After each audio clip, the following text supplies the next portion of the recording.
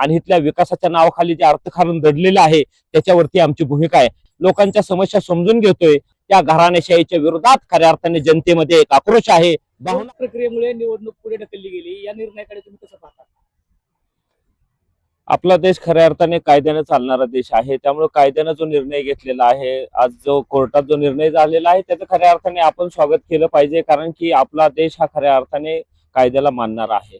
लोकशाही प्रधान देश आहे. त्यामुळे ज्या काही घटना घडतायत त्याच्याकडे खऱ्या अर्थाने आपण निगेटिव्ह न बघता त्याच्याकडे पॉझिटिव्हली बघूया. आणि खऱ्या अर्थाने निवडणुकीचा हा दुसरा टप्पा चालू होतोय आणि ह्या दुसऱ्या टप्प्यामध्ये बारामती नगरपालिका निवडणुकीमध्ये सामोरे जात असताना वेगवेगळे विषय आहेत. लोकांच्या मनामध्ये बरेच प्रश्न आहेत, शंका आहेत आणि समस्या आहेत की निवडणूक पुढे जाण्याचे परिणाम काय, त्याचे फायदे काय, तोटे काय. परंतु या सगळ्या जरी गोष्टी होत असताना लोकांपुढे जाणं हा खऱ्या अर्थाने मुद्दा आहे. आम्ही लोकांकडे जात असताना फक्त निवडणूक हा मुद्दा नसून आम्ही सातत्याने लोकांमध्ये आहे, लोकांपुढे जात असतो.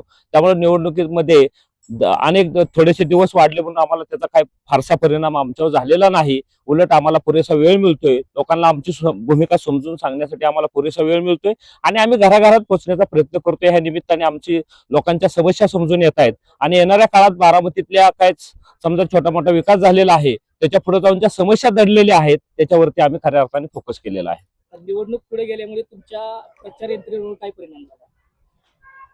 खऱ्या अर्थाने आमचा पक्ष भारतीय जनता पार्टी देशात एक नंबरची पार्टी आहे, महाराष्ट्रात एक नंबरची पार्टी आहे. परंतु बारामतीमध्ये आम्ही खऱ्या अर्थाने एक तयार होती पार्टी, आमची निर्माण होते, इथं काम उभं राहतंय. त्यामुळे हे काम करत असताना आम्हाला भाजपा म्हणून सामोरे जात असताना काही समस्या निर्माण होत आहेत. कार्यकर्त्याचं बळ असेल, इथल्या आर्थिक समस्या असतील, काही समस्या असतील, ह्या सगळ्याच्या समस्या असल्या तरी आमचा उत्साह मात्र निश्चित लोकांमध्ये काम करण्याचा आहे. आणि लोकांमध्ये परिवर्तनाची भाषा असल्यामुळे लोकांना बदल हवाय.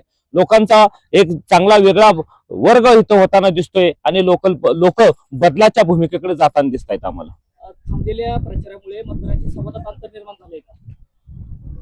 प्रचार काय थांबलेला नाही. खरं तर आम्ही प्रचार रेग्युलर जरी निवडणूक प्रक्रिया जरी थांबली असली तरी आम्ही लोकांमध्ये जाणं थांबवलेलं नाही, लोकांना भेटणं थांबवलेलं नाही, लोकांना समजून काही गोष्टी इथल्या ज्या समस्यावर काम करणं आम्ही थांबवलेलं नाही. त्यामुळे जरी वेळ आपल्याला जास्तीचा मिळाला असला तरी आम्ही त्याचा योग्य उपयोग करतोय, लोकांच्या समस्या समजून घेतोय आणि त्यामुळे आम्हाला असं वाटतं की लोकांचा बदल ही खऱ्या अर्थाने जी मूळ भूमिका घेऊन आम्ही जे काम करतोय. बारामतीमध्ये काम करत असताना आम्ही 3 मुद्द्यावरती फोकस केलेला आहे. पहिला मुद्दा म्हणजे घराणेशाही. इथला जे आमच्या बारामती करावरती लादलेली जी घराणेशाही आहे त्याच्या विरोधात बदल व्हावा अशी आम्ही भूमिका घेतलेली. आम्हीच भूमिका घेतलेली नाही, बारामतीकरांनी भूमिका घेतली अशी आम्हाला निश्चितपणे जाणवते.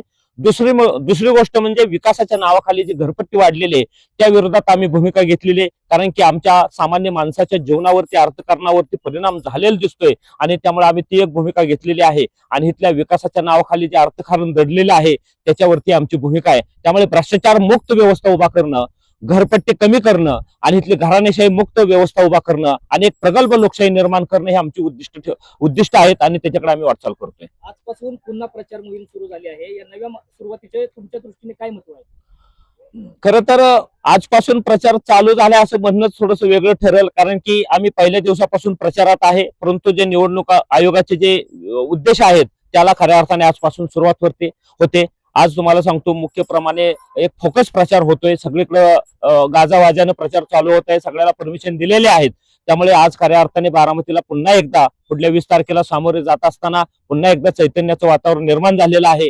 बारामतीचा नागरिक वाट बघतोय की आम्ही बदल स्वीकारतोय, परिवर्तन आम्हाला हवंय. आणि स्वातंत्र्यानंतर गेल्या 50-60 वर्षानंतर जो परिवर्तनाचा मुख्य उद्देश असतो, लोकशाहीचं सौंदर्य असतं, बदल हा लोकशाहीचं सौंदर्य आहे. परंतु ते सौंदर्य कुठंतरी इथं डागाळलेलं दिसतंय. आणि गेले कित्येक वर्ष बारामतीमध्ये जो ब्रेक बसलाय, एक परिवारवाद, घराणेशाही जी पुढे आलेले, त्या घराणेशाहीच्या विरोधात खऱ्या अर्थाने जनतेमध्ये एक आक्रोश आहे, भावना आहे. आणि ती मला निश्चितपणाने माझ्यासारखे एक सामान्य कार्यकर्त्याला आणि इथल्या भूमिकेला वाटतं इथला नागरिक त्याच्या विरोधात आवाज उठवेल आणि मतक्रांती केल्याशिवाय राहणार नाही असं माझ्यासारख्याला निश्चित वाटतं. 20 डिसेंबरच्या निवडणुकीला लक्षात घेऊन तुमच्या नव्या रणनीतीची मुख्य वैशिष्ट्य कोणती असणार आहे? नाही, वेगळी काही रणनीती आम्ही आखलेली नाही. आमचा एकच उद्देश आहे, इथल्या मतदारापर्यंत 1 लाख मतदार आहेत, 1 लाख मतदारापर्यंत जाणं, इथल्या समस्यावर काम करणं, इथल्या मुख्य गोष्टीवर काम करणं. आणि जो बदल आहे, परिवर्तन निसर्गाचा नियम आहे, तो कुठेतरी हा ब्रेक झालेला आहे आणि तो ब्रेक सगळ्याला मोकळा श्वास घ्यायचा आहे. बारामतीतली जनतेच्या मनामध्ये खतखत आहे. त्यांना व्यक्त व्हायचंय.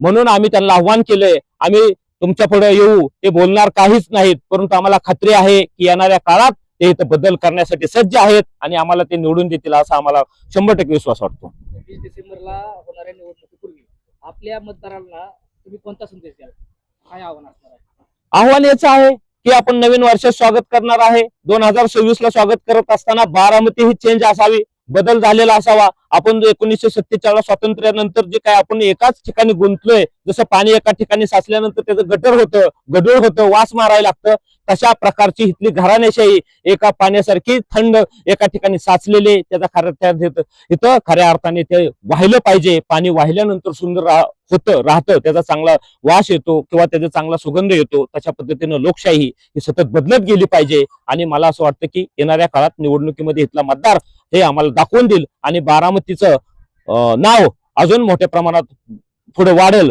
जसं की देशात कमळ, महाराष्ट्रात कमळ आणि बारामतीतही कमळ असं फुलेल असा आम्हाला विश्वास वाटतो. या संपूर्ण प्रक्रियेकडे पाहता तुम्ही स्वतःबद्दल आणि मतदारांविषयी काय अपेक्षा ठेवता? मी एकतर खऱ्या अर्थाने आता लोकांना काहीच देणार नाहीये.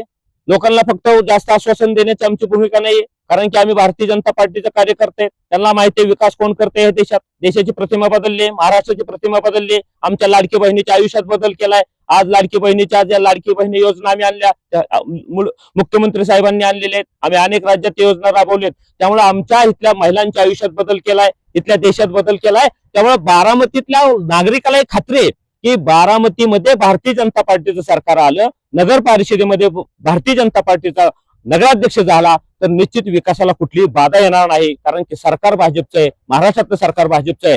त्यामुळं इथल्या जनतेमध्ये निश्चित विश्वास आहे की इथला कार्यकर्ता आमच्या बरोबर राहील असं आम्हाला खात्री आहे.